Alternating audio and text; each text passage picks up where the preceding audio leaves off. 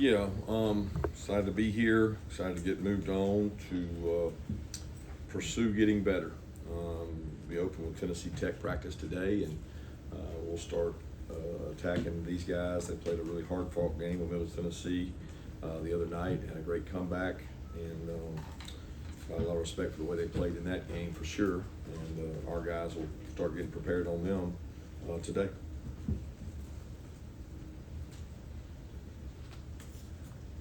Yeah, Coach.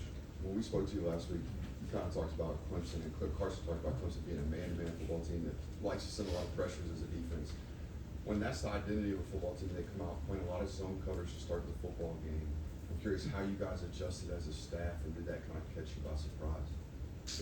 Not necessarily. They've been a pressure team, but they're not necessarily man-to-man pressure. They play a lot of forms of pressure, very similar to what we do in terms of zone, sims, and two traps, mixed in with some man-to-man. And they probably played a lot of more single high, man and zone than they have in the past to load up on the run.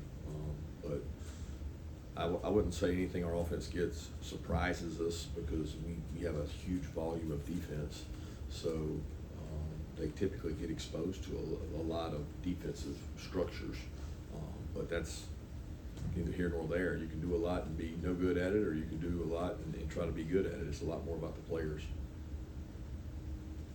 Kirby, you were talking about the green dot helmet philosophy on defense. It's not necessarily the single color. Can you share more of the green dot and expound on that? Will it be the same every week, or is that something that could change from week to week? I hadn't really thought about it. I mean, we share who uses it every day in practice. I'll be honest with you, I don't even know. I mean, CJ had it some, Smile had it some, Raylan might have had it some. We have two helmets, so it depends on which pairing of players are in. We have other players that have green dot helmets in case they have to play a position that they're not normally playing. And we had a couple situations like that Saturday that we thought might happen with injuries, so we had other guys ready and prepared to use the green dot. But as far as I know, we just had the linebackers using it. Coach, it looked like Arian Smith was, very involved in the offense, the first two touches of the game, and not necessarily, beat him deep situation. Can you just talk about his development purely as a receiver and how much you guys are depending on him offensively this year? Yeah, we want to depend on everybody because you don't want to be a one-dimensional team. So the idea is to, ever since we've been here, is spread the ball around. We've had a lot of guys with a lot of touches, nobody with a ton individually, and Arian's been a great case study in that because he's touched the ball vertically, he's touched the ball sideways, he's become a more complete receiver and route runner. I thought he made some plays out on besides the rocket sweep things and the edge runs, he made some plays catching the ball outside, and that's big for him. That's growth for him, and we need more guys to step up and be able to do that. And we got to be innovative in ways to get touches that make us hard to defend. Yeah, Kirby, any updates on Michael, Warren Brinson, Janelle Aguero going into this week? Jonelle was close to being able to play, worked out before the game. Thought he might be able to go in emergency. I don't really know today anymore. We just had a walkthrough. He walked through, and hoping he'll be able to go this week. Warren got a little bit of an ankle / contusion. Wasn't able to go. We're hopeful he's able to go. Michael has an ankle sprain. It's a grade 2, but it's stable. He'll be week to week. Probably questionable this week, but not going to be a long-term ankle, and we'll see.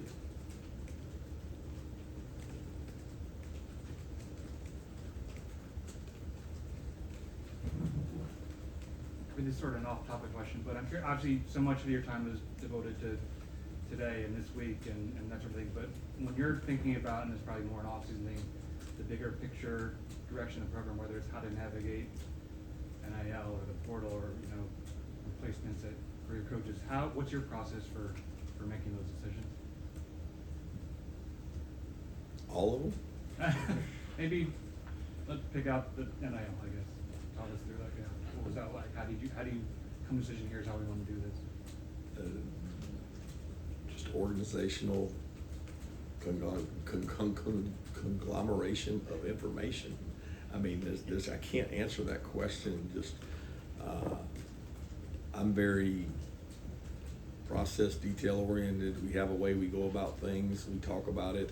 We visit with others. We brainstorm. We do what any good business would do, and we try to make the best decision. But, I mean, when it comes to NIL, it's you know, what can we raise? What do we have? What do we have available?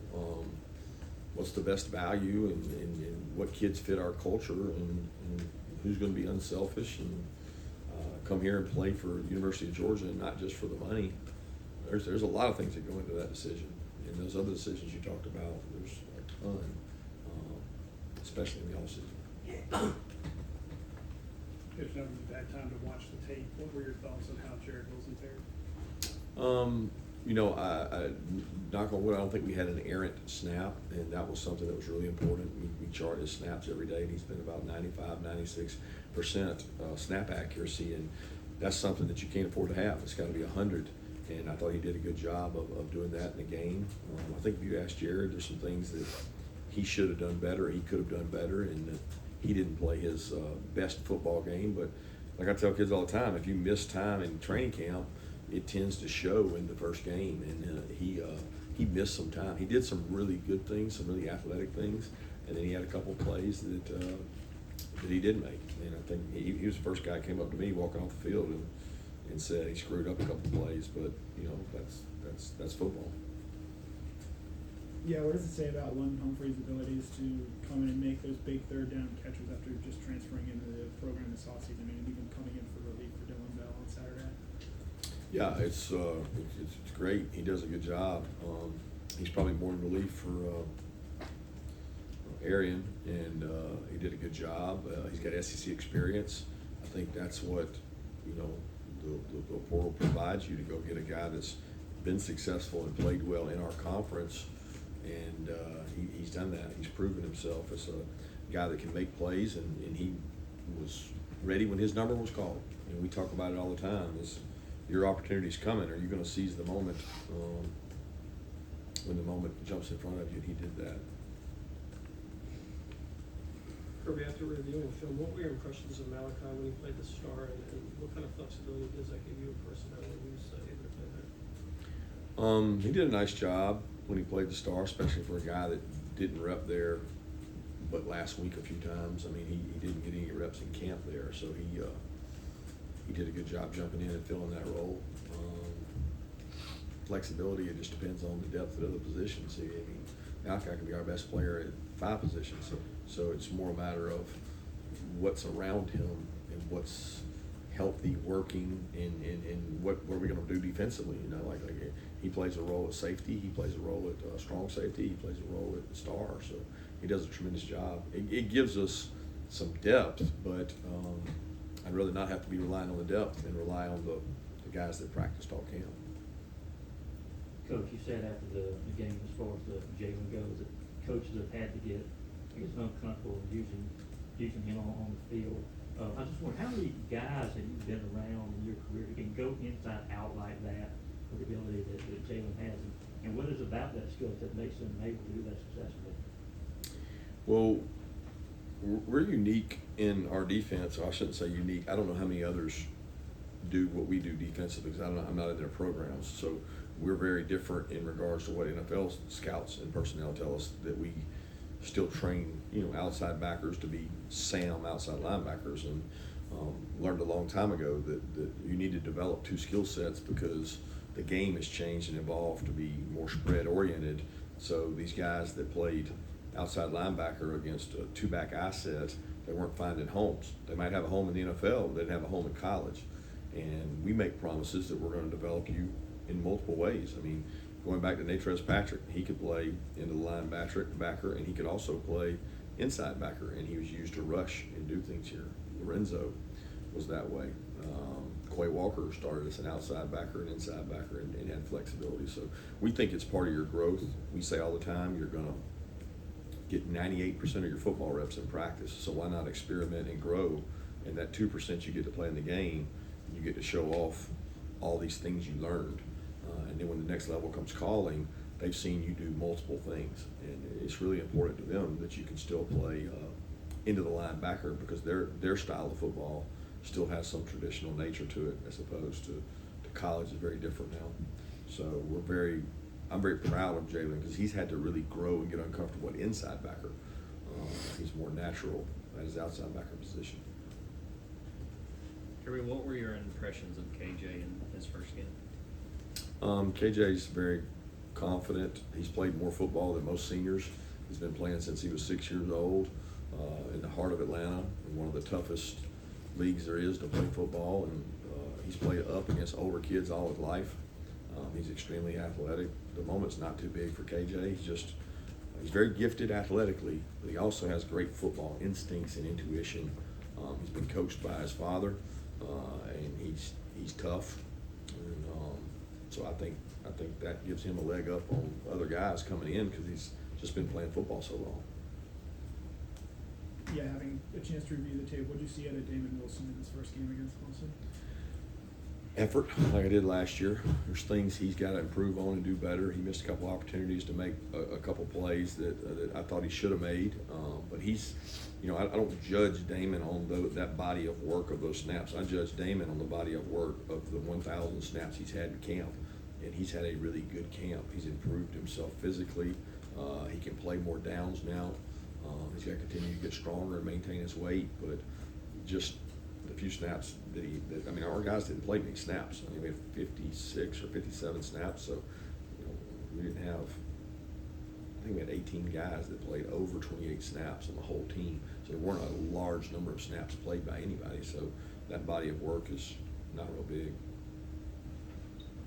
Because you mentioned the snap count, that Clemson offense, I believe, led the nation last year in plays per game at 77. What was the key to limiting their amount of touches in football, and were you surprised they huddled as much as they did? I really don't know what their decisions are for their offense. It's when you stop people on third down and you're hard to run the ball on, you're not going to have a lot of snaps. And we were fortunate to get off the field on some third downs. They were also unfortunate. They had a couple drops early that would have gotten them rolling. So it is what it is. As far as the snap count numbers,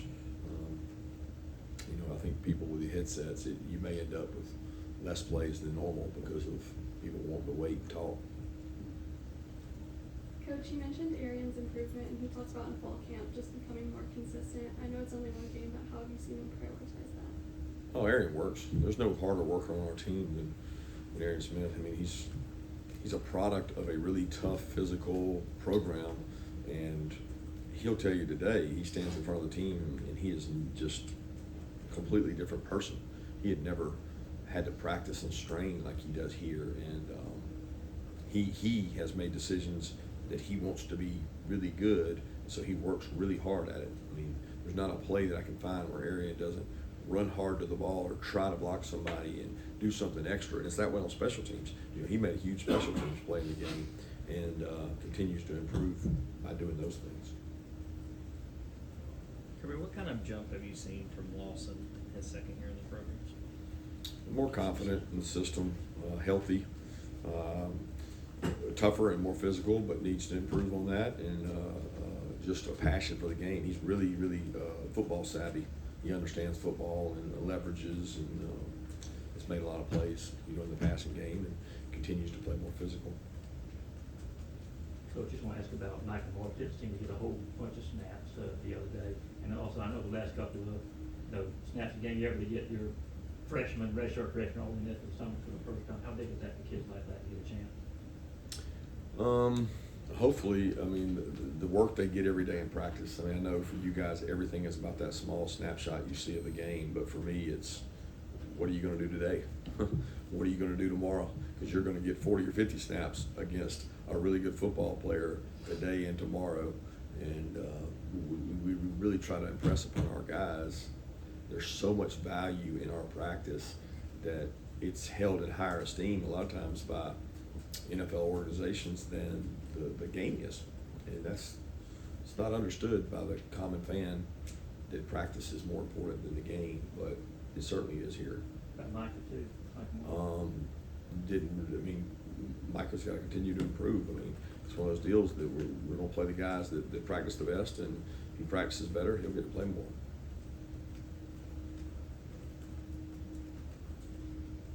Kirby, can you comment on Anthony Evans, and I'd agree about practice, so I'm hoping maybe we'll get some availability to practice this week. Keep hoping. What? About Anthony Evans on the punt returns and the importance that he had. I thought he did a great job of fielding the ball. The ball hits the ground and it bounces. I watch all these games in college games where the ball bounces in 20 and 30 yards field position. It's getting flipped. You know, it takes a lot of confidence to go and judge the ball, especially in that dome. And there were some strange punts. There were some balls doing some crazy spin. It was a left-footed punter. So you know, one of the wins of the game for us was not letting the ball hit the ground and bounce. He did once, and it went in the end zone, which was a judgment call by him. So I was very pleased with what he was able to do in terms of punt return. I have two questions for you, Kirby. One, after Mike Vogel was done after the game, being able to talk to Carson, what was the review of the whole headset thing? Did he like it? Could Carson hear? And the other one is from week 1 to week 2, what do you want to see as the biggest improvement on your football team? I can't pick one thing on improvement. I mean, there's so many things that we got to do better. I mean, all of it. I mean, there's just a lot there that we want to improve on, and you know, some of what you're doing is dictated by who you play. And people just think it's a stat game. It's not a stat game. It's who you're lining up across from, and how good is that football player, because that does dictate things, the matchups.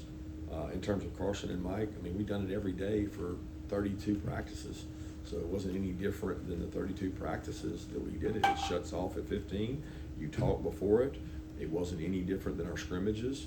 It was exactly like we practiced, and we've had probably 60 walkthroughs. So between the walkthroughs and the games, we've got some form of communication. Walkthroughs, it can't be a helmet, so it's a earpiece, but he's heard it all. Coach, just from your perspective and your philosophy over the time here, going from game to game, where have you seen the growth among your players in that focus and mentality when you're going from opponent to opponent, no matter where they play or who they are? Yeah, I don't know that I have this year because we haven't done it. You know, like every team's different in terms of, and over time they change. Like I can't compare 2018 to 2020 to 2022. I mean, because the teams are different, the maturity level, the experience level. It does seem that every year we get younger. So every year it's a greater burden and challenge on the older players to set the standard and hold people to how we go about our preparation and putting a game behind us and moving on to the next one. But it's the same for the coaches, and we don't change how we go week to week. We have a protocol, we have a checklist, and we follow that. Have time for one more question if anyone has one. All right, thank you, Coach. Thanks.